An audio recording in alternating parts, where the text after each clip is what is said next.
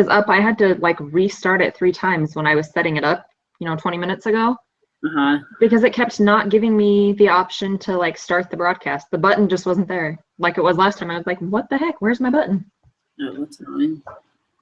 Like, I better figure this out before they come on and go, okay, you're making us take forever. Okay. Now let me scroll back up. I didn't realize there was many questions. I'm like, oh yeah, I'm almost done. I'm at 26. No, I'm like just barely halfway. Yeah, it's like it doesn't take a ton of time, but it was more like having to set up everything. That's what took, opening up SPSS and stuff like that. But okay. So, all right, number 2. Okay. Which hypothesis test would be most appropriate? Trying to decide if educational level of managers is independent of the country they are from. I'm using the word independent as my key here, and I put chi-squared test of independence. Okay. And so obviously that would be because there's no data. It's a categorical thing. But of course I didn't catch that. That's Rebecca. This is what kills me. It's like it's obvious when I'm talking to someone, but I definitely put ANOVA just because I was like, okay, there's more than one thing and nothing. It's not. It's independent, but obviously there's no data. Yeah. Educational level. Yeah. Yeah, because our only data is education level and country. Yeah. Okay. So a human resource manager reported data from a recent involuntary reduction in force RF at her company. You were an attorney and want to determine if the age discrimination was a factor. It is illegal to discriminate against employees because of the age. The company reported the number of employees in 2 groups, 40 years old or younger and over 40 years old. They also reported the number of employees in each group who were terminated. You want to determine if both our groups were treated equally. And then which tests? What do you think? And I was saying as a test of 2 proportions. That is what I got as well. Okay. Yeah, because we're trying to decide P1 equals P2. And hopefully it does. Yeah. Okay, number 4, a survey was conducted by a group of state lotteries. A random sample of 22,406 adults completed the survey. A total of 248 were classified as heavy players. Of these, 152 were male. You want to determine if the proportion of a male heavy lottery players is different than the proportion of males in the population, which is 48.5%. And then which test would you use? And so I don't know if I just did this too fast, but I was thinking it was just a test of 1 proportion because of the word, just because I was looking for the word and proportion stood out to me. I put 2 proportions again because we're doing the 152 out of 248 proportion, the males within the heavy players compared to males within the whole population. Like, even though we're still looking at males, we're looking at like within the heavy players group and within the whole population, the whole 2406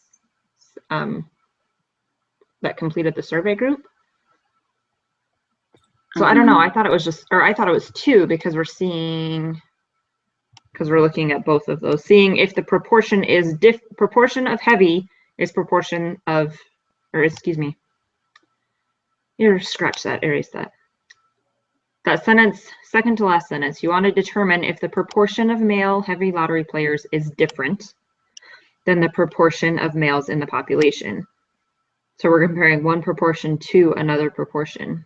Yeah, so it's obvious that would be a 2 proportion since we're comparing it. Okay. That's the sentence that's like actually important.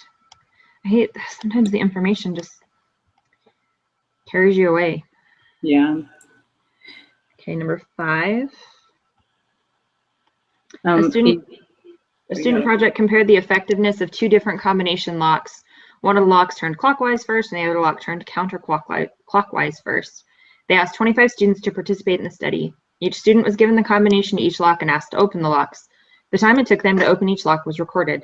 They wanted to determine if one of the locks is easier to open. Which hypothesis test would be most appropriate for this analysis?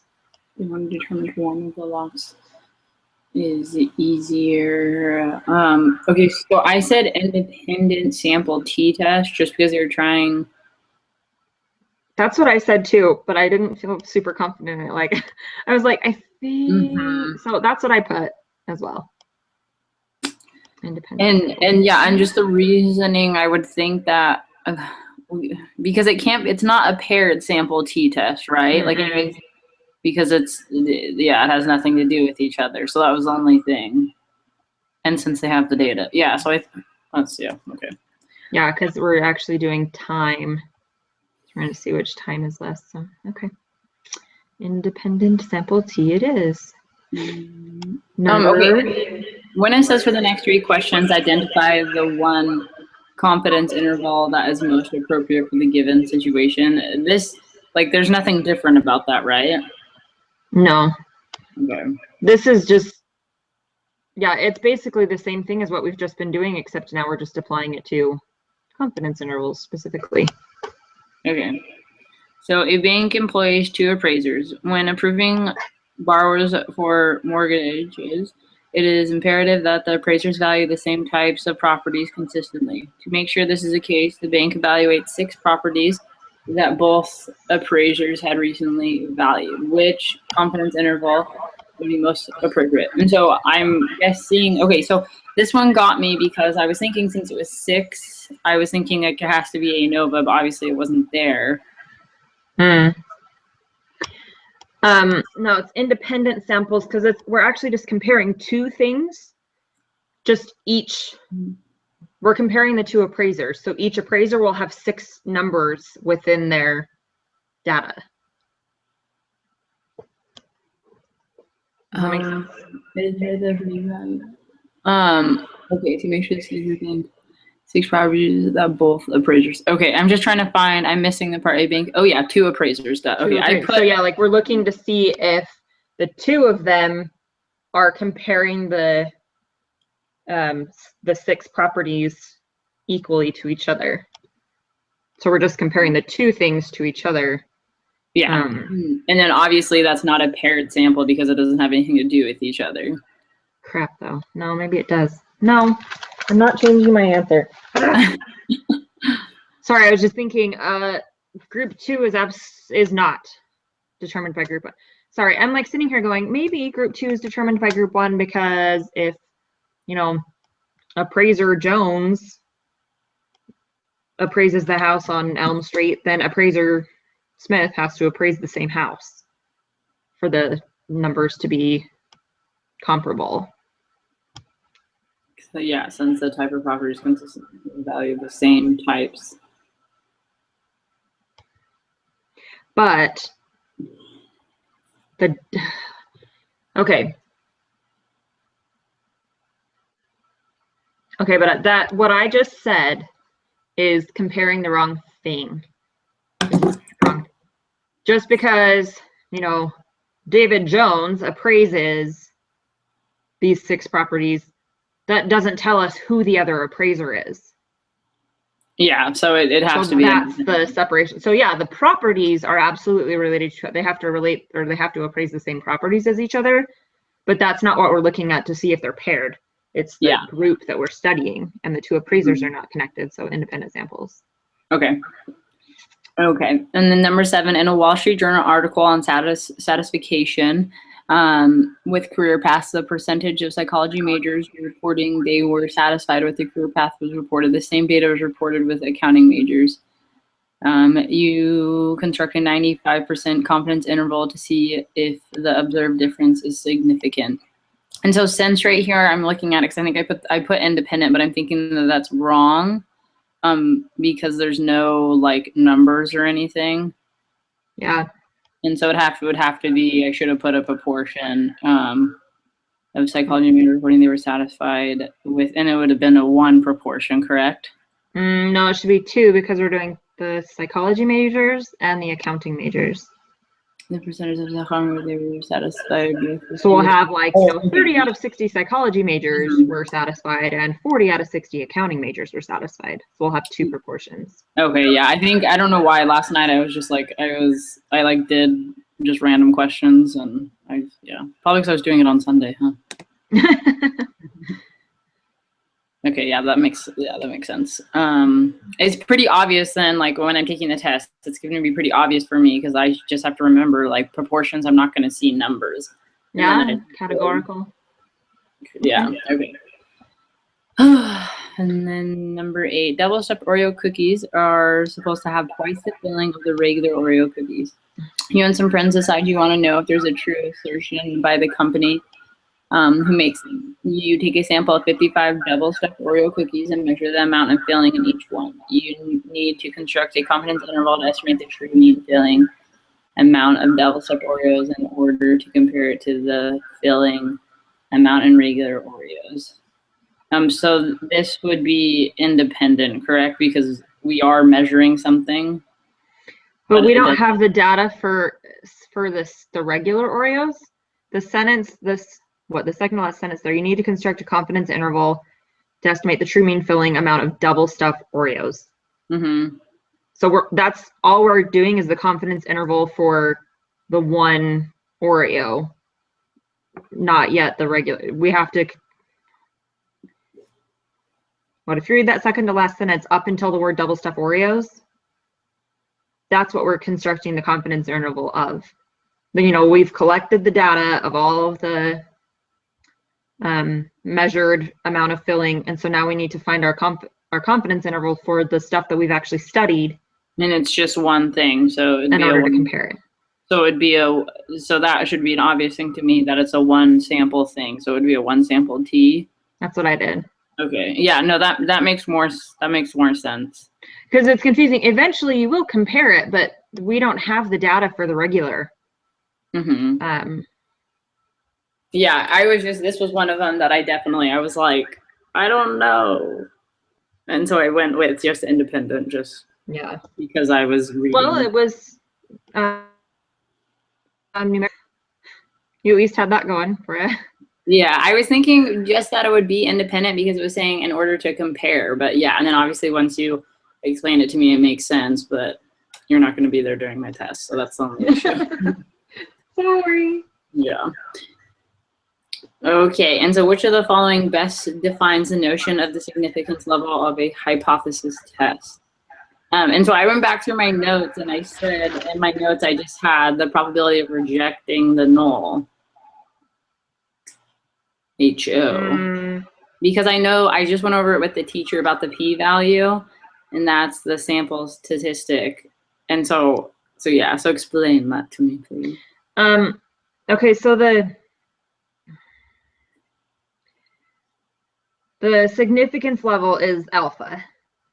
Okay, so the significance level of a hypothesis test. So it's not asking like what the hypothesis, so it's asking the alpha, which is a significance level. Because if you think about the wording when it says, okay, use a significance level of alpha equals 0.05. Mm-hmm. So the word significance level is referring to alpha. So think of that question now. So then it would be the probability of observing a sample stat more extreme than one usually, right? Hold on, Max. No.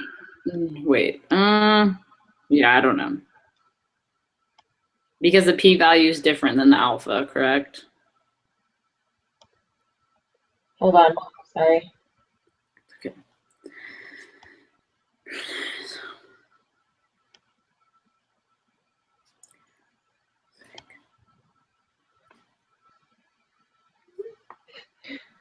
Max says, I thought we didn't have it because of the exam. We've already had 2 exams and we always meet. Like, no, we're doing the review chapter quiz, so get on. Significance.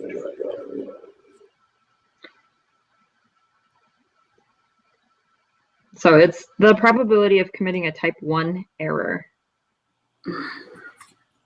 Because there's a, what, if our alpha is like 0.05, there's a 5% chance that we will reject it even if the null is true.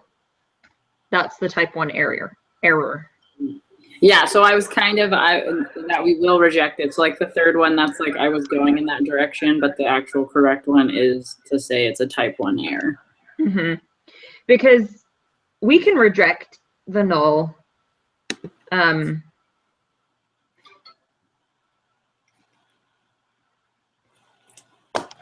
Okay.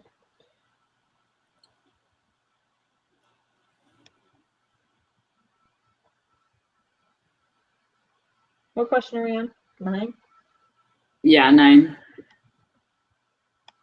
Now number 10, I guess. No, he says, I haven't done any of that yet, so you can just count me out anyways, dang it. I'm like, okay, I know, sorry, I'm going to backtrack for just a second here, get off my problem, or the question. A while ago, you and Max were like all super certain that you were like, no, we're totally supposed to do the quiz by ourselves before we meet. It was in the announcement somewhere. I went back. I swear I can't find that. I can't see where it says that we're supposed to do the quiz by ourselves and then just compare answers. Like it says that we all have to submit our own answers, but it doesn't say that we have to do it before we press go live. Yeah, I don't know. I think mainly what he was trying to say is like, don't come on here and not have anything done. You know, because like, some of my stuff isn't done completely because I'm like, I don't know what to do. Well, like I get that like you need to read the chapter by yourself and do the preparation assignment by yourself. So for this chapter, yes, the preparation assignment was the quiz beforehand, but we're supposed to be doing the group quiz together. I mean, even just like at the top of it here, you are required to work together on this quiz. Each member of the group must submit his or her own answers in order to receive credit. So do you submit yours? Do you submit yours twice or no? No. Yeah. See, what I'm saying is, I felt like you and Max were saying that like we needed to, whether or not we press submit, that we needed to be looking at the quiz and answering it all completely on our own before we even went live. Yeah, well, that's what the thing said. It said you should push false your first time you do it. And then the second time. Oh my gosh, that's so funny. I don't know where that is because I swear I went through all the old announcements on that page, whenever that was a while ago that you guys said that, and I couldn't find it. I mean, I wasn't gonna like argue with you because I don't think it's a bad idea, but I really don't think it's required. I couldn't find it at least. Yeah, well, it just depends, because like I'm sure there's some groups that kids get on and they just, they're just like, what's your answer? And they just, Yeah. So I think, but that's the thing that it says like work together. You each have to submit your own answers, but work together. Anyways, so yeah, Max saying that he didn't do anything, so he wasn't going to join us. I'm like, no, just I would get on. Let's do the quiz together. That's what we're supposed to be doing. Well, and he's still obviously going to be able to help because he probably wouldn't want to put in the data, but he obviously would. He'd be able to do this stuff with us because.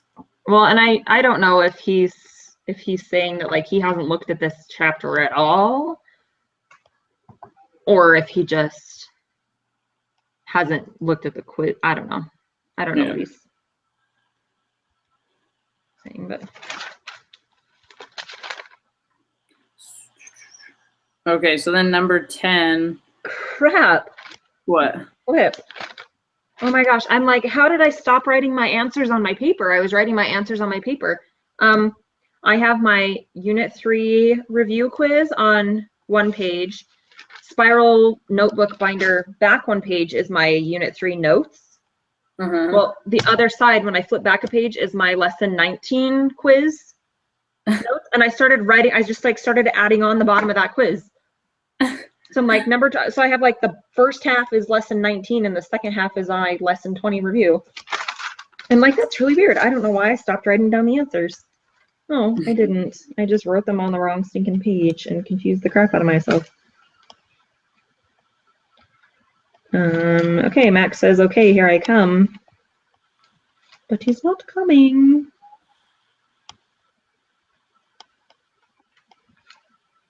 That was so funny. I'm like, I swear I was writing because I could tell you which number I was on. Okay, sorry, I cut you off when Max started texting me. We were talking about number 9. Yeah, we're on number 10. Okay. And just what is a value best that defines the notion of the p-value, and that's the probability of observing the sample statistic more extreme than one actually obtained. I'm assuming the null hypothesis is true. All right, I'm here, guys. Hi. Good to have you. No problem. Okay, so we're on number 11. Okay. So suppose you create a 95% confidence interval for a mean and get 10, 20. You've been told to report this by saying something like, we have 95% confidence that the true mean is between 10 and 20. And it's the second one. It's always the one that repeats. Sounds like it repeats itself. It doesn't make sense. Yeah. 95% of all 95% confidence intervals actually contain the true mean. Okay, and then I do not know why, but I seriously felt like an idiot when I was doing all my input ones today. Yeah, we'll see. I didn't like this next one very much. Yeah. Number 12. So we're just inputting this in Excel, right? That's what I did. Okay. But I was really confused for some odd reason on what you do, like what is the null? Well, we're not there yet. Let's just do 12. Okay. Well, yeah, I know, but don't you have to put? Okay, yeah. So I got 0.003, but is that way off? I just got 0.3. I thought, isn't the mean just p? Yeah, the mean would just be p. Yeah. So if right, and I can just get that. Like obviously, yeah, that's just. Wait, people in town. That's just 0.30 over 100, right? No, the 0.3 has already been done over 100. Oh, duh. Because it's a percentage. Okay, that's what I did. I did 0.3 over 100. Yeah, see, today I was like a hot mess. I was like, why don't I know how to do any of this? Okay. You're just doing work that's already been done. Yeah. Okay, and then the standard deviation, we just put that in, correct? And so does that mean I need to be putting in the 0.30? I mean, 0.30? Yeah. Okay, yeah, so I put 0.003. I may not have square rooted. I'm just looking back at my answer now, and I don't know that I square rooted, so let me double check myself here. So it's the 0.3 times 0.7 divided by 100. I did not square root it. I'm so glad I double checked, because that makes a difference. Well, but can't you, oh yeah, because the standard deviation, I needed to write out by hand, right? Yeah. Okay, it took me forever to find it, and then I finally found it. Yeah, lesson 16. So it's the square root of p times 1 minus p over n. Okay.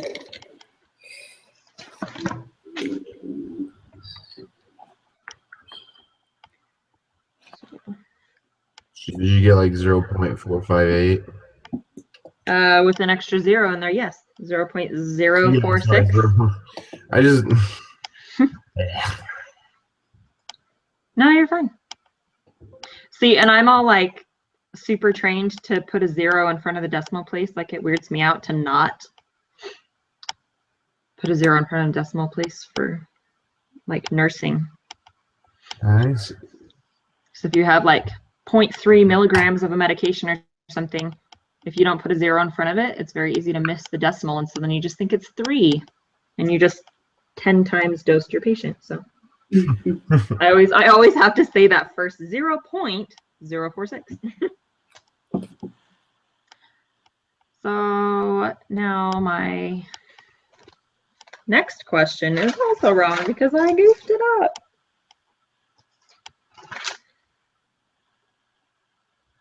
Yeah, I super goofed. Okay, let me try that again. Good, I didn't like that answer anyway.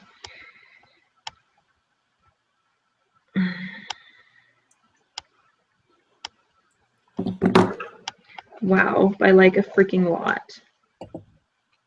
I totally forgot how to do this one. Simple portion of 0 to 5. So this is the one where you're going to calculate your z-score and then use the normal probability applet to get the area under the curve to find out your stuff. Wow, guys, I like super screwed this one up because I forgot to square root it. That made such a massive difference. Oh my gosh, 0.457. You got 0.457. Oh my gosh. I ended up with like 1.31 times e to the negative 125th. I was like, that's a 0. Oh my gosh. Well, you should just have to take the new standard deviation that we calculate. I mean, it's still Yeah, 0. just when my old standard deviation, because I forgot to square root it, was like 0.002. So you calculating the z, my z-score was like negative 23 because I didn't square root it earlier. So glad I didn't hit submit yet because that was way wrong. All right. Do we get 14? Yep. You good, Madeline? No, I'm doing it right now. Sorry. I don't Okay, I got completely stuck on this.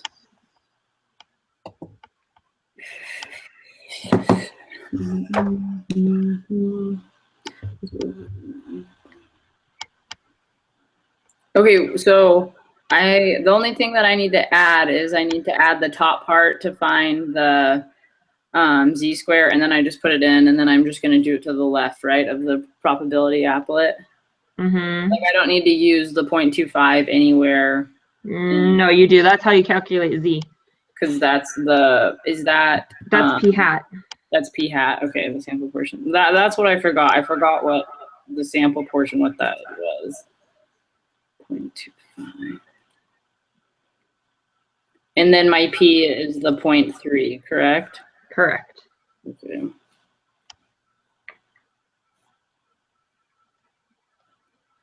The wording on this question was like kind of vague.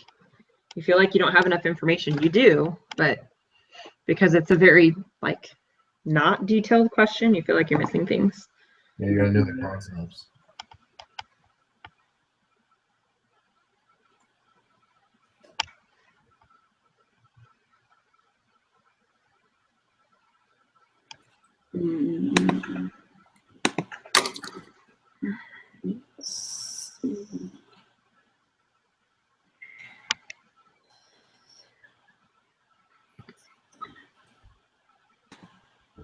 Okay, and then I got for my z-score I got 1.087, and so You're off by a decimal.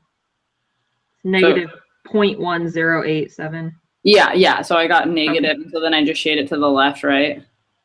Yes, because the question's asking us for the less than. And so I got 0.1385 for the. Right, because then it's like, what is the probability? So that's where I'd put in for what is the probability. What's your z-score again? Tell me your z-score. Negative 1.087. Okay, you're off by a decimal. The z-score is negative 0.1087. Okay, so it's 0.25. Oh, it's because I just divided it by my standard deviation. So if I would have divided it by my like full-on standard deviation before rounding it, then I would have got the correct one. No. No. Tell me what your formula is for your z-score. You should have 0.25 minus 0.3. Okay. Divided by what I got for the standard deviation. Which is what? Which is 0.046. Okay. So just do that calculation again, because that should be, that formula is correct. It's just a mathematical error. Yeah, I got it's negative 1.0E69, but I figured it's because You're using a zero in your standard deviation number? 0.046. Are you doing the 0.046 in there? Yeah, I think 0.046.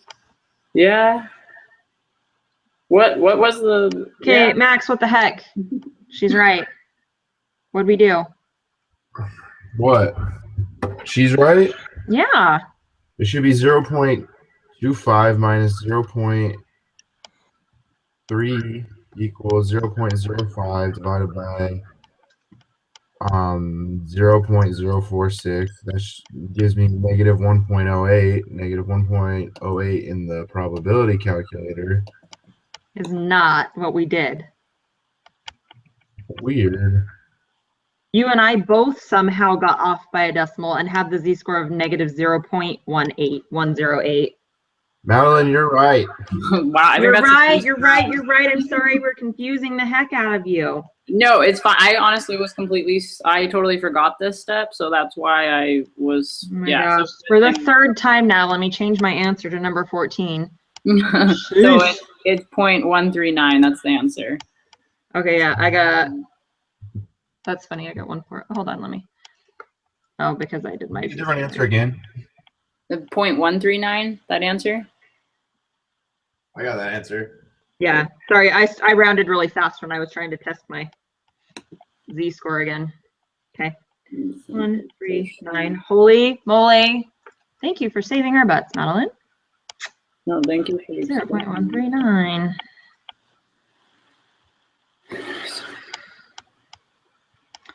All right, number 15. Information. Acupril is meant to control hypertension. In clinical trials of Acupril, 2,142 subjects were divided into two groups. The 1,563 subjects in the experimental group received Acupril. The 579 subjects in the control group received a placebo. Of the experimental group, 61 experienced dizziness as a side effect. Of the control group, 15 experienced dizziness as a side effect. P1 is Acupril, P2 is placebo. Create a 95% confidence interval for P1 minus P2. What is your margin of error for this 95% confidence interval? So much writing. And this is like insert into Excel. Yeah. Oh, okay, that's good. What, you guys haven't been calculating this by hand? No, they told us not to just put it in Excel. Oh my gosh, no, you just don't even know, Max, the back and forth that I had with problems with this a couple weeks ago. Yeah, I think that was the time that you didn't come on with us, and this is exactly what we were talking about. You just put it in Excel? Yeah. Yeah. Even though Excel cheats and rounds before the calculation is over, we should use Excel. Did it have to do with the homework quiz where I was like 100% sure I was getting something right, but it was telling me I got it wrong? Probably. It was less than 17 that I got like a C on my homework quiz, and I was like, what's happening here? I know that. I remember that. That was a frustrating day. Yeah, honestly, what happened is why my hand calculation was different than Excel. Excel rounds before it's done calculating. So not fair, not cool, but whatever. Use Excel, so says the teacher. But I thought it was SBS. Kidding. Well, either way, I was like, shouldn't the computer and my hand calculations be the same as each other? Well, they'll be close, but fine, whatever. So I got 0.016. Yeah, that's what I got. Yeah. Okay, so number 16, the lower bound. I got negative 0.003. Yes. And then the upper 0.029. Mm-hmm. And then 18, perform my hypothesis test to see if the proportion of experimental group subjects who experience dizziness is different. And so it's the first one, right? Yeah. Just, That's the only one where the alternative is not equal to. yeah. And then your test statistic, you got 1.458. Yes. And then the p-value, 0.145. Hmm. And then number 21, is there sufficient evidence? Is there sufficient evidence? Okay, I got that one wrong then. To conclude that the true proportion of people who experience dizziness. So I said yes because I failed to reject, but that's wrong because it would have been insufficient, right?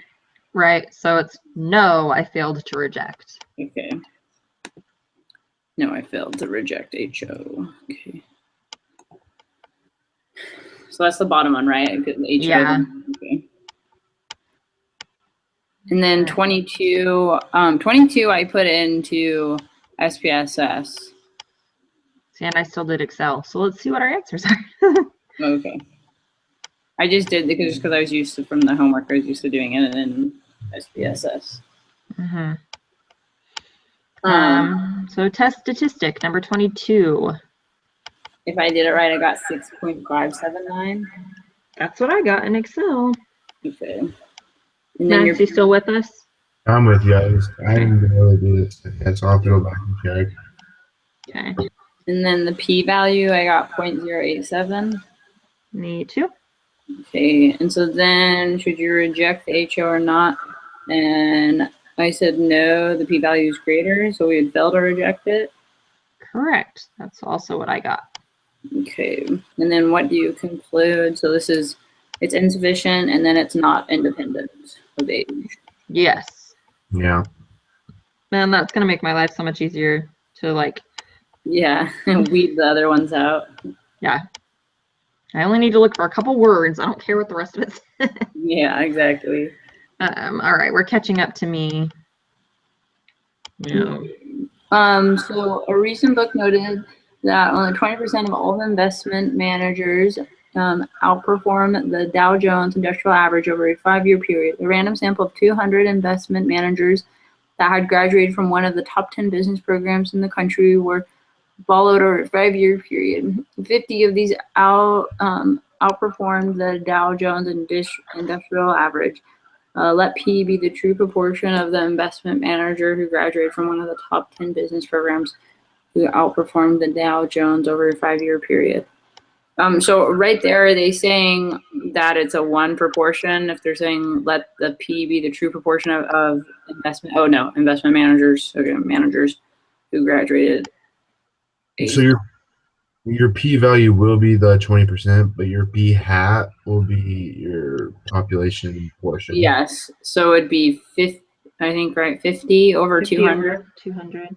Okay, and so then the p-hat. Okay, so that's what I forgot. So then my p-hat would be what you said, the 20%.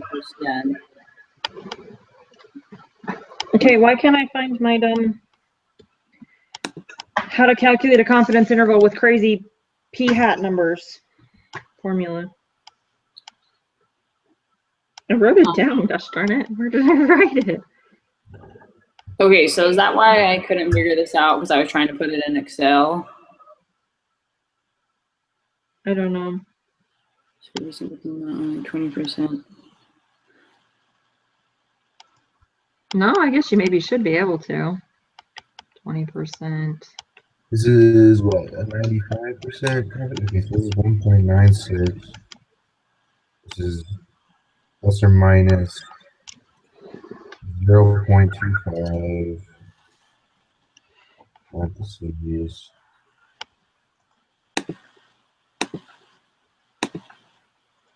And then it's greater than, right? Because you're asking what's.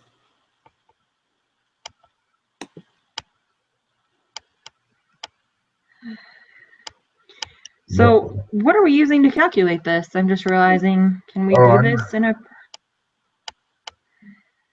I'm doing my hands again. This is ridiculous. I really can't find my formula to like put my brain together. I'm pretty sure, isn't this the one where it's just P times P minus 1 over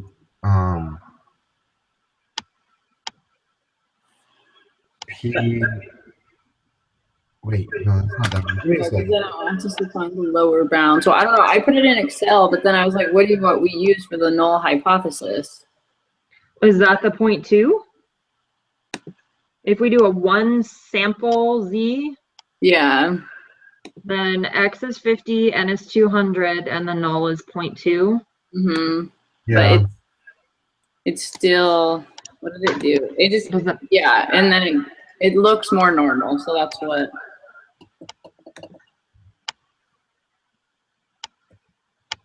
So yeah. let me So that's see. what Does I this did. make a difference? Oh, our p-value changes if it's depending on, okay. Mm-hmm. But the confidence interval didn't change, so. And then I put greater than, right? Because they're trying to figure out what if it's greater than. It doesn't tell us what they're looking for. I thought it was saying, I don't know why. I thought it was saying that let the PD's investment who are graduated from 1,000 who outperformed the Dow Jones over 5 years. So that's why I was thinking it was greater than. Oh, well, it's just because p hat is greater than p. Like p hat is 0.25. So, okay, hold on. True proportion. Who outperformed?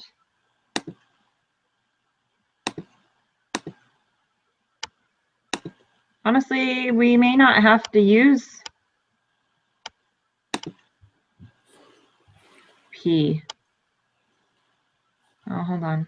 Well, you still have to calculate as a margin. Right, but we don't have to, we don't need a p-value, so it doesn't matter which type of test we're doing because we're not calculating a p-value. Nowhere in here does it ask us for a p-value. Don't you need it for your formula to calculate I guess you guys are using Excel. Never mind. Well, no, here's the thing. There's too many freaking letter P's in these equations anymore. We need P and P hat, but not the p-value. What we're trying to say is, like, when you have to put type of test greater than, less than, not equal to, it doesn't matter. Yeah, okay. Because at least as far as the next three questions go, of whether we're rejecting in a null or anything like that. So, okay, so I have then, my lower bound is 0.19. Yeah. Yeah. And my upper is 0.31. Oh, it's 0.31. Did I write that wrong? Oh yeah, 310. Sorry.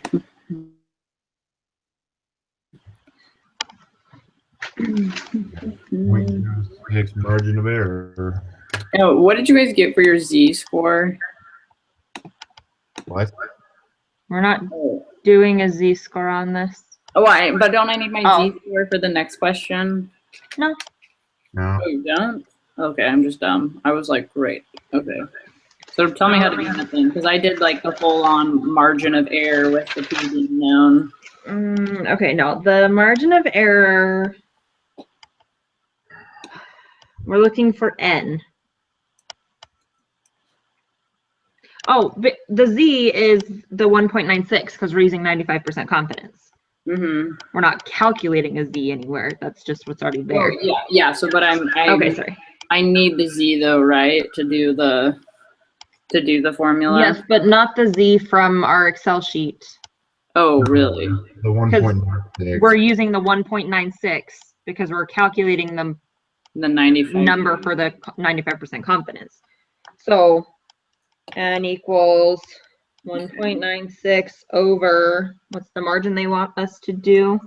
2%, 0.02 squared, and our prior estimate of 0. So times 0.2 times 1 minus 0.2.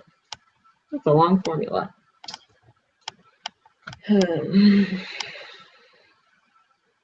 Okay. 1.96 divided by 0.02.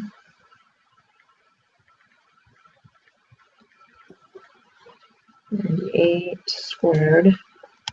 Gosh dang. And 0.2 times 0.8.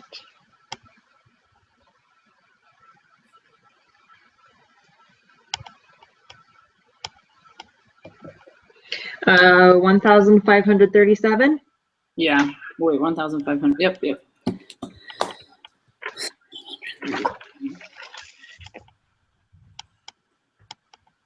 You guys use the adjusted formula, or you use the The one that has the P star because we have it. okay. Yeah, so you use the adjusted formula then.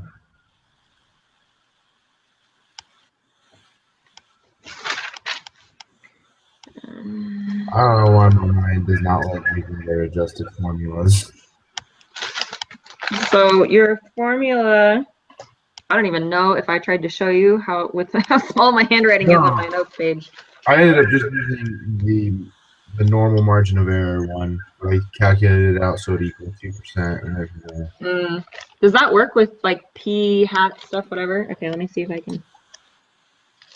You see this? You just open your p-value up and all the n's become x's, and then you get a really long, arduous math problem. Okay. Well, that's the one I used from like lesson 17 or 18 or just barely recently. I know what you're talking about. Okay. But like you can take your p-hat and you can break it up to your x over n, and then you just go from there. Okay. Okay.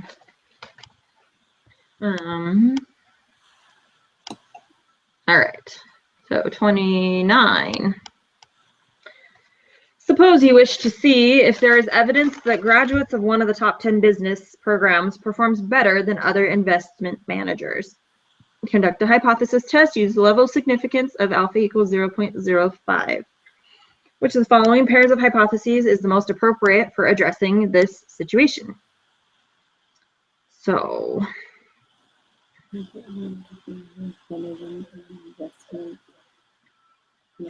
performs better. So we want does that mean like the 0.2 is supposed to be greater? Yeah, your null hypothesis should be greater than 0.2 because it wants a better performance. Okay. Null should always be equal to, and then the alternative is where we. Right. All right, I meant to say alternative. Yeah, that's what I thought. I'm like, hold on. I understood. So, the fifth one? Wait, did I do that wrong? I said the fourth one. That's your null hypothesis that you chose greater than, or you chose less than. The null should be P equals something. Mm-hmm. Yeah, P should equal 0.2 because we're told initially that P equals 0.2. Your alternative hypothesis is testing that P is greater than 0.2. Yeah. So you state P is greater than 0.2. You're talking about your alternative hypothesis, which is option number 5, I believe. Yeah. 1, 2, 3, 4, the fifth one down.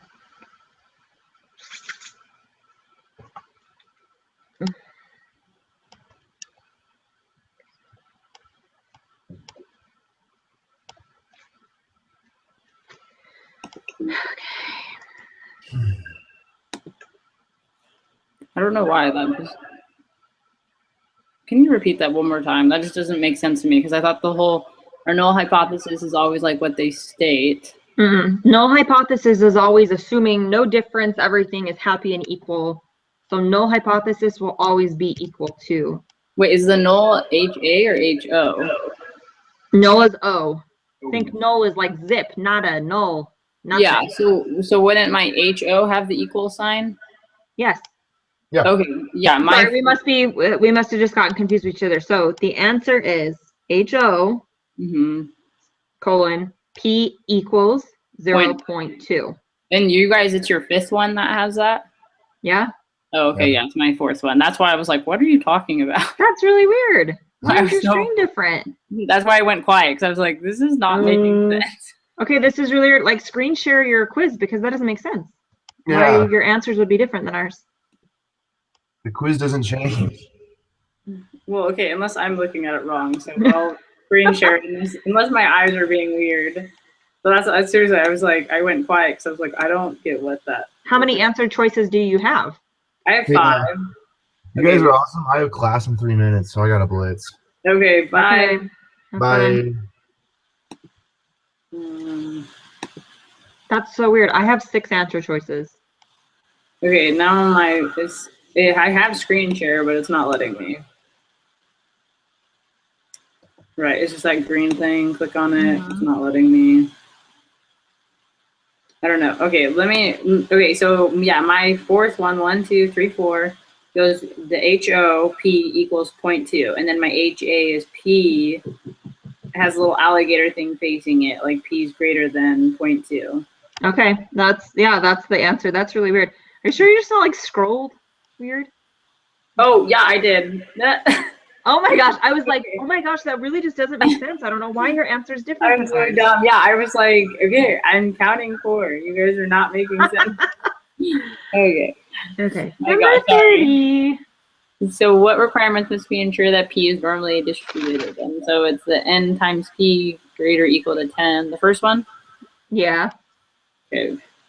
And then the value of your test statistic, that's R, Z, and that's 1 point. Let me see what I got again. That's the 1.768. Okay, hold on. I've got all.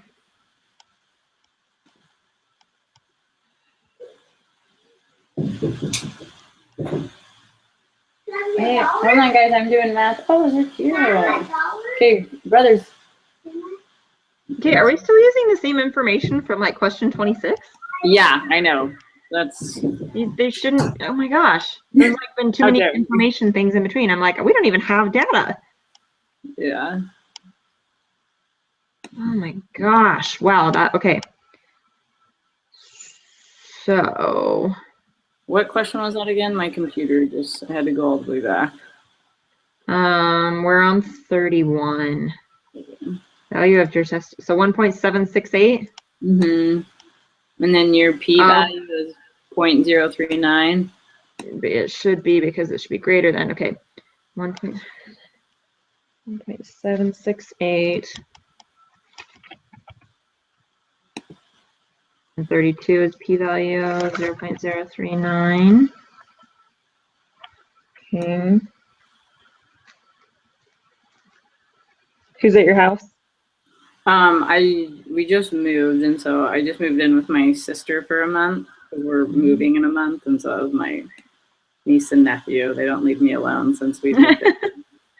I heard little kid voices. I didn't see anything, but yeah. I had to tell my 4-year-old today, I'm like, okay, I get that, like, you know, if you have an emergency, obviously you're more important than my math class, but seriously, when I close my bedroom door, don't open it, please. Yeah. Just. They don't understand the concept of me having to study, and like since I'm like doing like I'm barely passing this class, like all of today I'm just going to be studying for this math test, and they just keep coming in my room like, are you done yet? Are you done yet? Hi. Okay. 33. Is there sufficient evidence to conclude that graduates from the top 10 business programs perform better than other investment managers? And since our P is low, HL must go the first one. Yep.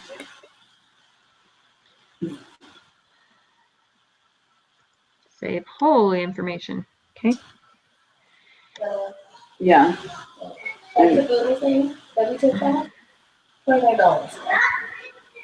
What do you mean? That pink thing that Kelsey got? Oh. Let's see. Okay, I'm in my math class.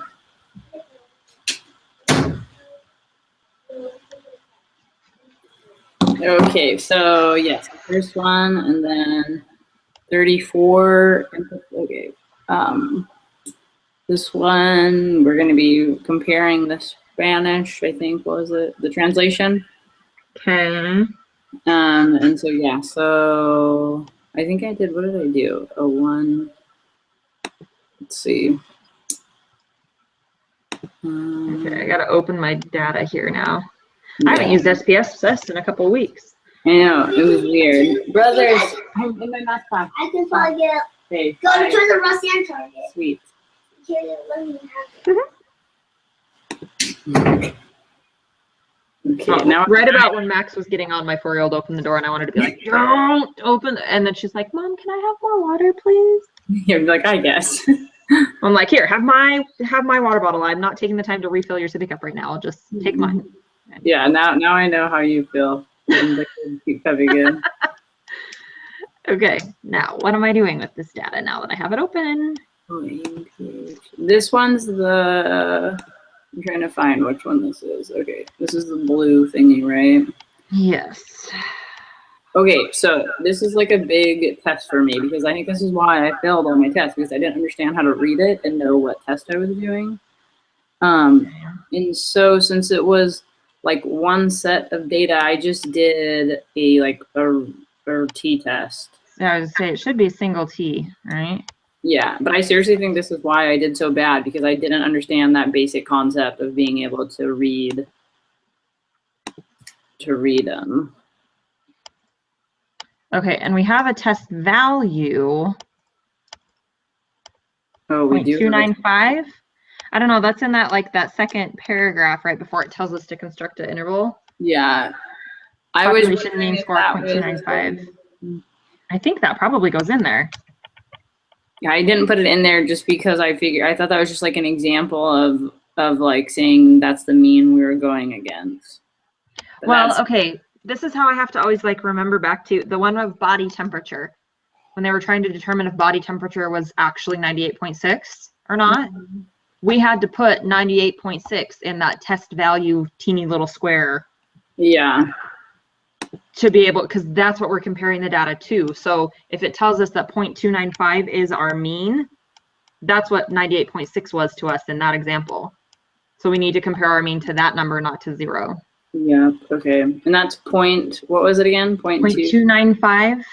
295, okay. No, thank you for explaining that step because I definitely... I literally, like, I don't understand actually how that works, where that comes from, but I just have to like flash back to the body temperature example and then it can make sense. Okay. So lower bound,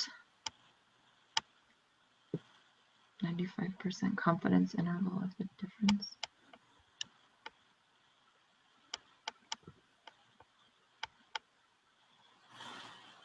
That doesn't make sense.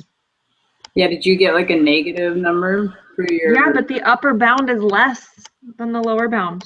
Oh, yeah. That isn't a thing. Because so I was thinking that, let me see, why did I think that? Okay, but so you scroll down past 35, and this is the reason why I was thinking this just had to do with an old mean, because they use it in the null, the 0.295, right? And so that's why I was thinking we don't put it in there. Well, I didn't remember that step, but I figured that's why we have it. And then we get regular upper and lower. But Okay, it's still, so it's happens, I guess, what does our thing look like if we don't include that in our first sample?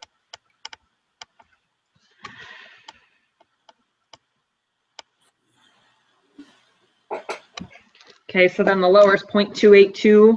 Yeah. And the upper is 0.293. Okay. But I don't really know because does that make any sense to you? Yeah, I'm glazing over the information part, so let me actually try and read it for a second and see if it's hard to translate the score recorded. Let's see if maple score different from maple score.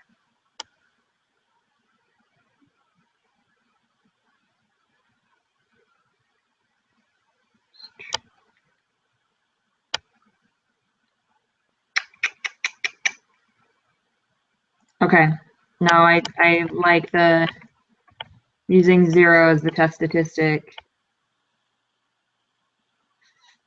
So where's my data again? So yeah, lower bound of 0.282 Mm-hmm. and upper of what is that, 0.293. And then the next one's going to input the degrees of freedom. I got 99. Is that what you got? Yeah. And then our test stat, I got, wait, let me get I got, whoa, yeah, so that's why I wasn't sure, because I got 109.091. That's what I got. Gosh dang. Okay. Uh, 109.09109. The test statistic.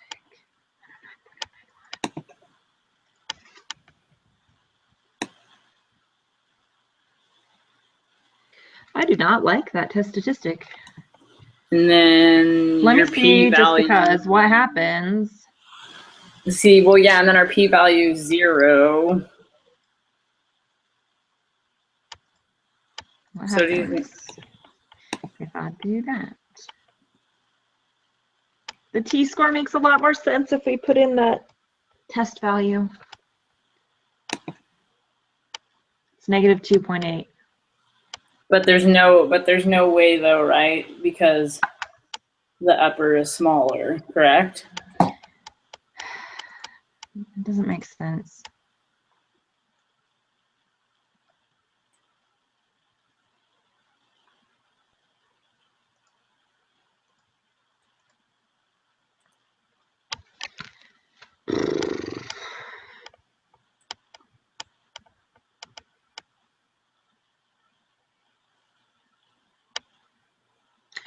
No, maybe we do. That's true.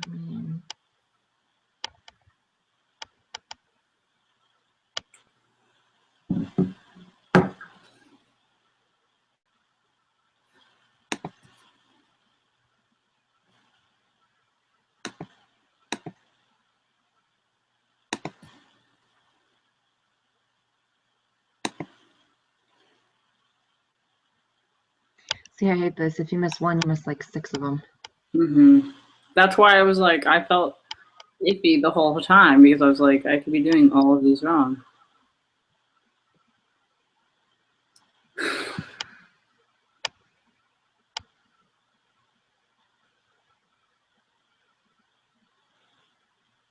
And then 39 is the first one if we have the correct information.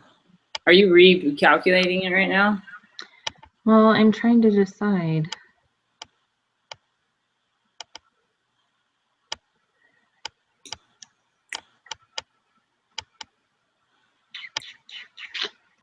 Like, is it weird to we shouldn't have to recalculate in the middle of the data.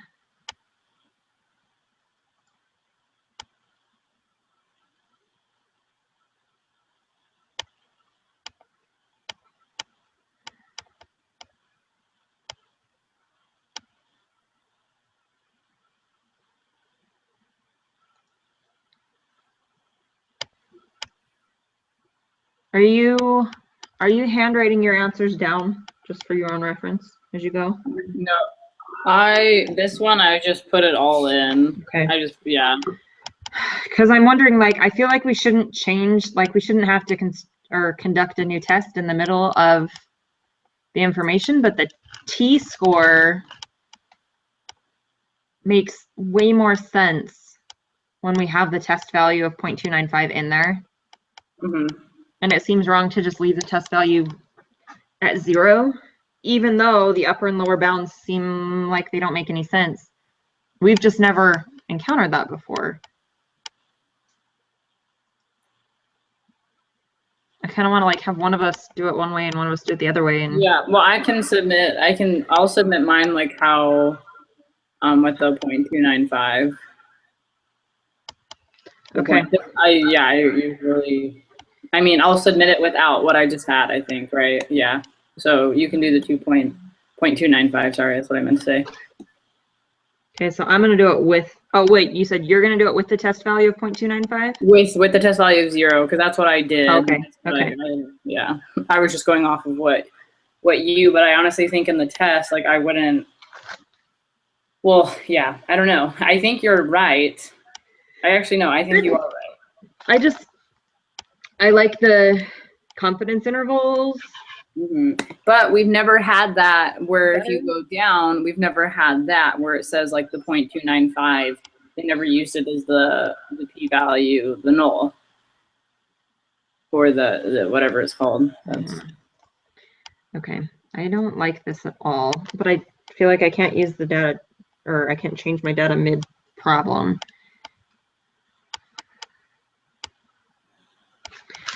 Well, heck, this is a quiz. This isn't the exam. I can open the textbook and try and find when the heck we put the test value in. Where did I? Remember to lesson 11. I'm opening the gosh darn textbook because I don't remember what the heck the test value is and when we look at it. So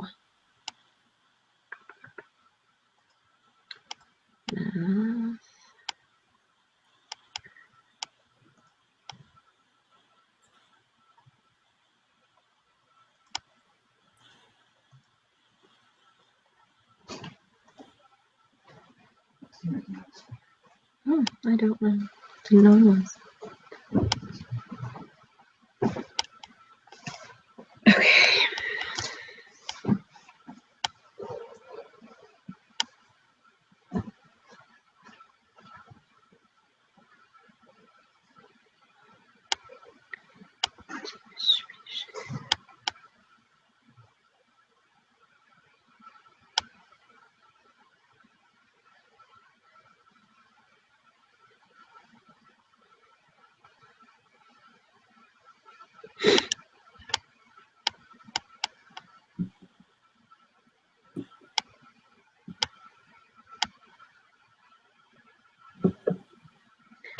Your null hypothesis will state that U is equal to some number. Enter that number as the test value.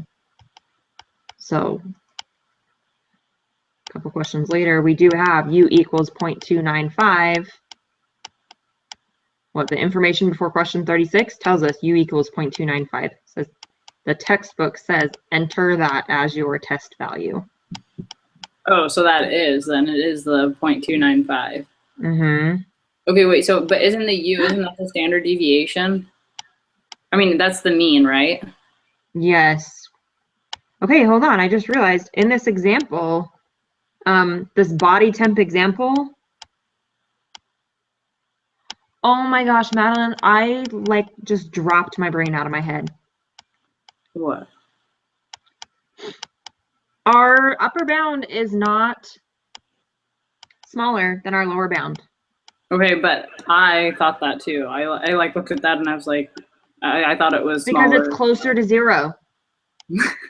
That's hilarious. Our problems. We're sitting here going, what the heck, it's wrong. You can't have the upper bound be smaller than the lower bound. It's not. Oh my gosh, that is hilarious. Because they're negative numbers, it's closer to 0, and therefore the number is bigger.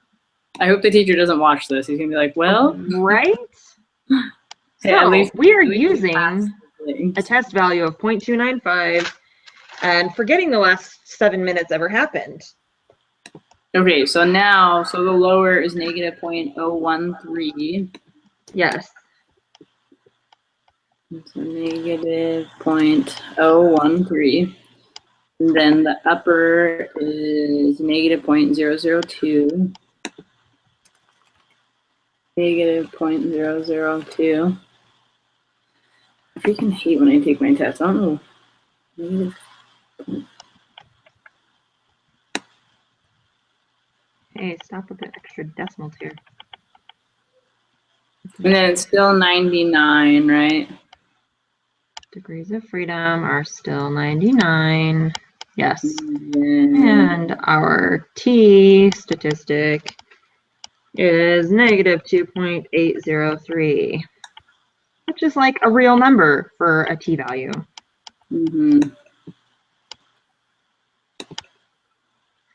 38. P-value, we are looking at two-tailed. So 0.006.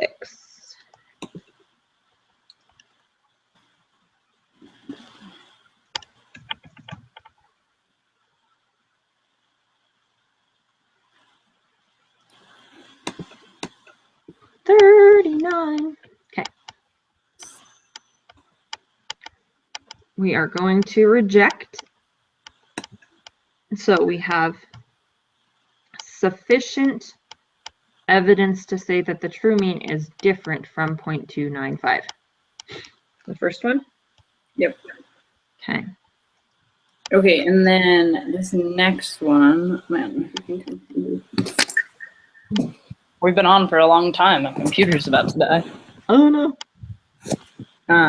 Okay, so then this next one, I forgot what I do once I find the difference. One sample T. Just a one sample T, okay. Because now we're only calculating the difference column. Okay, I've got to open it. Open, please. Yes. So, I'm gonna close my blue score so I don't get myself all confused. Close that. Okay.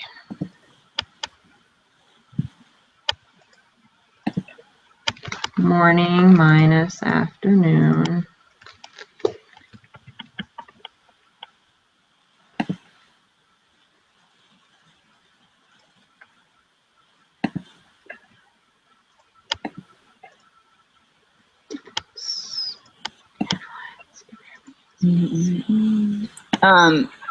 so this test value is just 0, right? Yes, because we're seeing our null hypothesis would be that the difference, the UD equals 0. Okay. We're trying to decide if there is or is not a difference. So this one actually is 0. So lower bound 8.728. Right? Yeah, I got 8.728. Yep, I couldn't find it at first. Okay. 8.728. And upper 10.455. Yeah. Okay, and does it matter if it's on the, okay, so since I did the one sample t-test, does it matter if it's ever given to me like this? Like I have a long source of data this time. I'm sorry, I don't Like, you know how last time we just had the box? And then this time I have like the big long box with like the minimum, maximum, all that. let me see. I don't know. Like is that what you got your data off of, or do you have like a little box? I just have the little one, just the one sample test. It looks the same as what we just calculated for the previous problem. Weird. I mean, yeah, I don't know why. I have. And then, okay, wait, yeah, because I need to find. Mine looks like this. Yeah, and then you got the 22.446. I was just looking at the wrong one because I always need that little box because Yeah, okay, you know what? I seriously close out anything that I am not doing exactly right that second. Every time I do a calculation, I close out my output window, don't save anything, and get a new output window because it starts just adding output information to the same output window, and then you lose which one you're looking at. Yeah. So yeah, 22.446.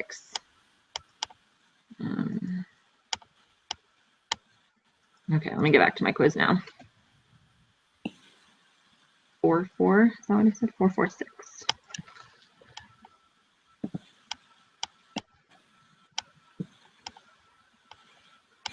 And then your p-value, I got 0. Do we do degrees of freedom first? 40? Yeah, 40. Okay. I still hate putting in 0. I get scared. I'm a little bit better with it, but with a t-value of 22 something is weird. Okay, now is our p-value one-sided or? Oh, if it's different. It's different, No. right? We're trying to decide if they are taller in the morning than in the evening. Well, okay, let me see if there were, how far out the tail goes. Okay, Yeah, it's like times 10 to the negative 24th, so it's still going to be 0, no matter if it's two-tailed or one-tailed. Oh. That won't make a difference. So the p-value of 0, we rejected the null. And rejecting means there is sufficient evidence always. Yes, we rejected the null because p was small. All right, we ready to submit? Mm-hmm. Sheesh. That was a long time. That was like a bigger pre-test, I feel like. Yeah. Let me see what I missed. Oh, dang, yeah. I missed, 34 and 35. Oh, that was the one that we were iffy That's about. the one that we can't figure out. Gosh darn it. And then did I miss? Were those the only 2? Yeah, I think those are. I think so. Can keep scrolling up.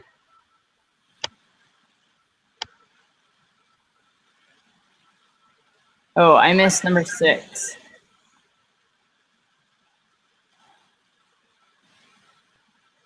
Yep. Really? And 5.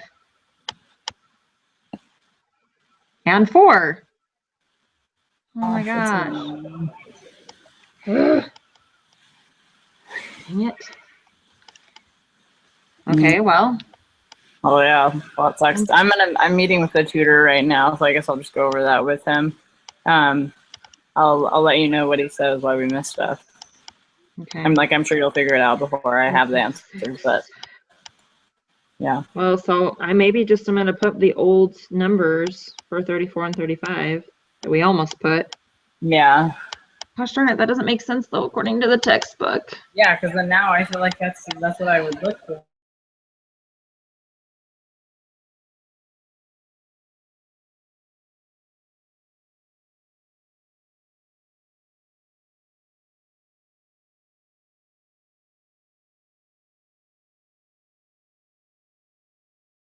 Is the mean.